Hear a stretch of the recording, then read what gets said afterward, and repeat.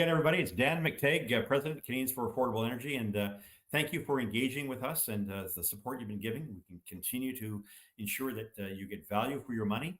This site, affordableenergy.ca, will soon feature something that makes a lot of sense, and that's to integrate the gas price wizard information on gas price prediction. So you, before anyone else, gets an exclusive heads up on where gasoline prices are going. We know that they've fallen dramatically, not likely to remain there, but for the meantime, it's put a real crimp on speculation as to how well the electric vehicle sales and rollout, despite governments forcing us into them by 2030, where 60% of all vehicles sold in Canada must be electric vehicles. Good luck with that, by the way, and whoever's advocating it, because very clearly there will be at least one, maybe even two elections between now and then.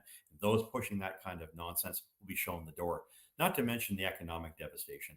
Spending $52 billion to get $19 or $20 billion in investments is not very good or wise investment for Canadians, especially when they have to incur debt to incentivize people to build vehicles that no one wants, and vehicles that, frankly, around the world are being built much faster and much cheaper. Of course, I won't just talk about Ford and Stellantis and Volvo and Mercedes and Toyota and many others who are saying putting the brakes on electric vehicles, which we've talked about in our blogs. Talking about the federal government's decision to impose 100% tariffs on Chinese electric vehicles. A little bit of background from where I stand, and that's this. In 2008, I did have the opportunity to be in Beijing, and I saw firsthand that the government had decided there that there was no future in that country producing internal combustion engines, not just because of concerns that their fuel demand would go through the roof, but because they knew that North America, Europe, the Western economies, OECD economies, would do much better at building those things and improve the technology. So they decided to go in a very different route, and that's to control, build, and have access to all of the minerals necessary to build electric vehicles, not just the vehicles themselves, but also battery technology. And that's critical because we now have the federal Liberal government imposing a 100% tariff, as did the United States, on all imports of Chinese-made EVs. That, of course, is going to cause and spark retaliation, tune of perhaps $5 or more billion if you consider China is going to be targeting our canola. So farmers are going to be once again not considered when it comes to electric vehicles, because you can't operate an electric vehicle on a farm, and you can't operate combines on a farm. You can't have somewhere in the middle of a 3,000 acre field, some kind of a facility, or maybe a live charger. The reality is that the farming sector may very well falter and be affected by the folly of this government's pursuit, not just of blind belief in electric vehicles to the detriment of internal combustion engines, but doing it because the only reason we did this is they copied the United States. Yeah, Joe Biden and his gang down there thought it'd be a great idea to spend a couple $1 trillion in terms of the IRA, the Inflation Reduction Act in 2021, to spend on electric vehicles that not even Americans want. And we know they don't want it because they're signaling that in terms of their decrease in purchases. Yeah, you got the Tony and trendy types in downtown, frankly, who should be driving golf carts, not expensive vehicles. But subsidies to build, subsidies to buy, subsidies to create the infrastructure is no way of conducting good, solid economic, industrial policy. And that is proven by every measure. You have to only look at the folly of countries like Germany, which, of course, Volkswagen announcing for the first time in its 88-year history of building that country that they're going to lay people off. They have no choice. No choice because the cost of energy is so uncompetitive. That's from a country that lost 600 billion euros in the past 20 years because they shut down their nuclear fleet. Talk about an obsession that has nothing to do with the point of making sure that you have a policy that benefits everybody and proves nothing on the environmental side. But I digress. Canada has decided to follow the United States and match the 100% tariff. It's done so because it doesn't want cheap electric vehicles in Canada.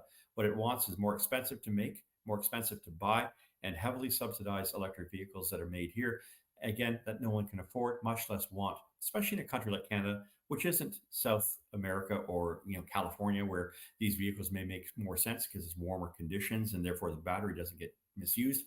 One of the things that's not taken into consideration is that if China was prepared to offer BYD, Geely, or even some forms of Teslas at about a half the cost of what we can produce them here, You have to ask yourself why the federal government thought affordability didn't count as well when it comes to electric vehicles. And anybody who thinks that the account in this country will permit us to continue to subsidize and make everybody happy is fooling themselves. The country is quickly running out of money, room to borrow money to be able to pay for these things. Also, consider another factor. A lot of the technology that we're using, battery technology, is not our own. It is in fact coming from China. cattle. Ford was using them. One of the reasons Ford had to stop building the EVs and became a little less reluctant to use their products is because the Department of Homeland Security in the United States was becoming somewhat concerned that the technologies were being employed were not necessarily virtuous and done in the name of trade. They were actually benefiting China. So why has the federal Liberal government, along with its friends in the NDP and the Greens, thought it was a great idea to impose a tariff? Well, that's because the United States told them. And if we wanted to maintain our automotive prowess, if we wanted to maintain the auto pact, even as we try to transition it forcibly to things that people don't want, it looks like that was going to come to an abrupt end. The United States would have retaliated and put an end to the trade relationship we have between them. And Canada had to choose the United States or China. Whether we think we chose right or wrong, the reality is it does. The bigger story here is that we should be choosing the next step, which is to abandon the ideas of electric vehicles. There is a place for them, but not at the expense of your tax money and mine, not at the expense of our children's tax money and mine, not at the expense of our grandchildren's money and theirs. The fact of the matter is that this is a very bad idea based on numbers that don't add up. Putting out and committing $55 billion to get $20 billion back from investments in automotive companies, if they're willing to go along with it, now they appear not to, is a very, very foolish way of investing and committing monies for the future. It is time for us to put away this EV madness and begin to look more practically at what we do best at. Build that internal combustion engine, make it more efficient, make it cleaner, maybe have a bit of hydrogen, do a bunch of other things with it. But let's use Canadian know-how. Yes, use Canadian technology. Yes, use Canadian labor, and let's use Canadian resources and not dump on those and say, as our Prime Minister did, there's no business case for that. I'm Dan McTeague, Canadians for Affordable Energy. I'll have more to talk about this subject and many others that are topical and our bottom line when it comes to the dollars and cents in your pocket.